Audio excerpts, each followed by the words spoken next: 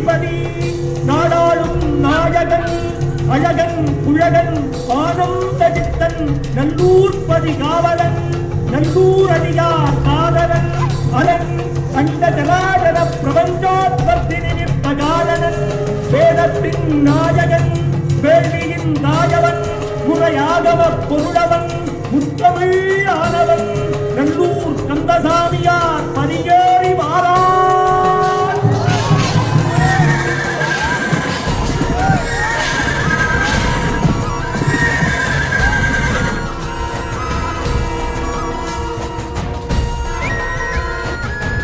நீ முருகான்னு ஒரு தரம் உண்மையா சொல்லு, அவன் உன் முன்னாடி வந்து நிற்பான்.